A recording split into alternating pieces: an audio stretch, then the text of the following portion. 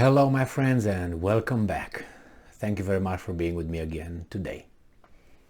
Well, it seems like a stab in the back is about to occur. And who's going to be stabbed in the back?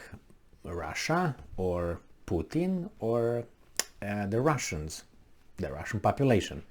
Who might be stabbing them in the back? Maybe the Chechens. Well, I got an article here, a very interesting article, that I expected maybe not the Chechens, but maybe other, how should I call them? Territories, countries, satellites of Russia. Because, you know, when you see someone being wounded, you try to take advantage. And that's what happens with the first club, which is the United States and its bottom feeders, and then trying to escape that plantation to go to a better plantation. And in this case, some countries or some satellite countries of the former Soviet Union might see Russia as being the bad dude, and they try to escape. And I know that in these kind of situations, there's a lot of pressure, financial pressure on certain leaders to break the ranks. So this article comes from Fox News from July 20th, 2022. And this is the title. Putin faces second war front as Chechens threaten new offensive in Russia. Russian President Vladimir Putin could be facing another war front, this time on his own turf, as one Chechen battalion prepares a second offensive against Moscow, a spokesman for the volunteer fighting force in Ukraine said. Following Russia's invasion of Ukraine in February, volunteer Chechen forces joined the fight in support of Kiev, fueling the flames to a long-held animus towards not only Russia, but Putin. Well, Putin took care of them, if you remember. When he came to power, he said, we're going to you up. So we know, and I'm quoting, we know the enemy's position where Russian military bases are, Islam Bolokiev, spokesman for the Sheikh Mansour battalion, said in a video message obtained by Fox News Digital this week while announcing a plan to once again fight for Chechen independence. And I'm quoting, we have divided the Chechen Republic of Icheria into 3 fronts and 16 sectors. Chechen resistance to Russian rule dates back centuries, and calls for independence began more than 30 years ago following the collapse of the Soviet Union in 1991. Broad autonomy was granted under a peace treaty signed by the Russian President Boris Yeltsin after a brutal war devastated the republic from 1994 to 1996. There was nothing. The Russians did not do a good job. However, disdain for Putin and a decade of war broke out after he voided the treaty and launched a deadly military campaign in 1999 following his appointment as prime minister by Yeltsin. I don't remember if the Chechens committed some, dare I say it, terrorist attacks in Russia, and then Putin said, okay, scrap this, toilet paper, let's go. Round 2. And in an infamous speech that was a prelude to his presidential rise, Putin said, and I'm quoting, we will pursue the terrorists everywhere. So they did something, remember? If we catch them on the toilet, we will wipe them out in the outhouse.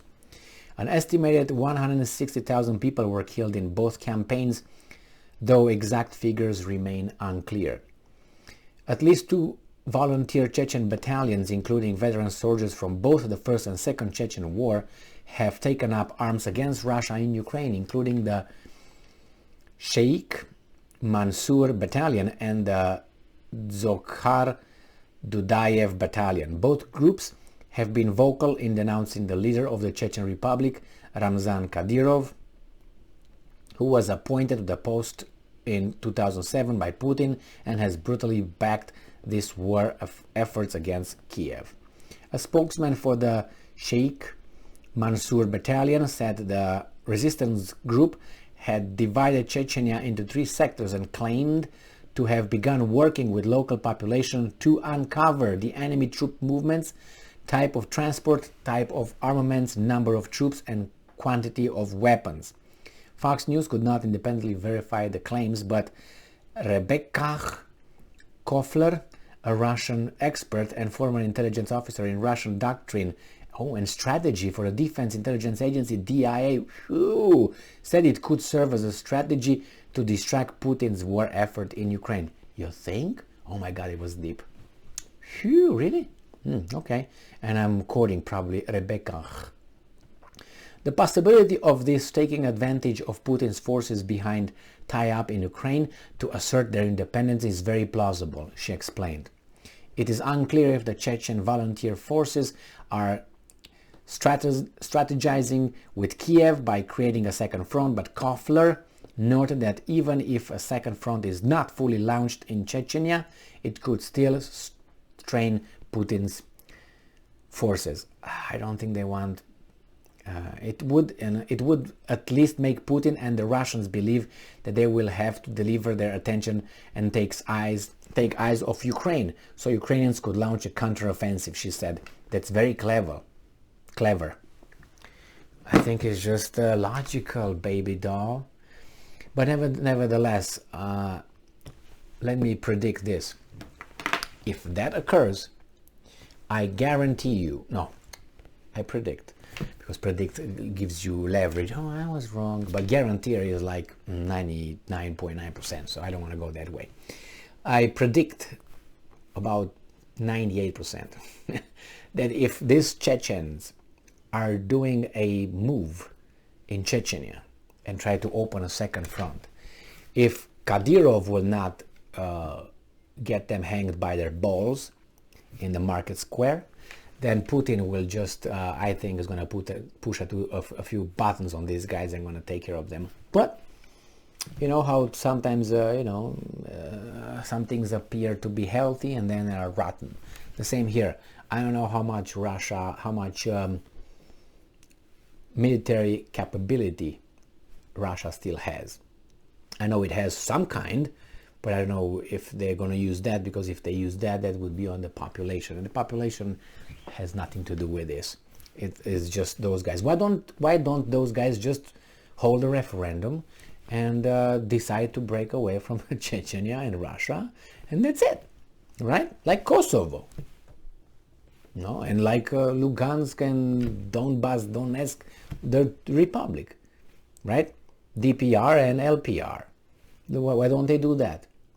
I'm pretty sure Putin will agree with that, since it worked in Crimea.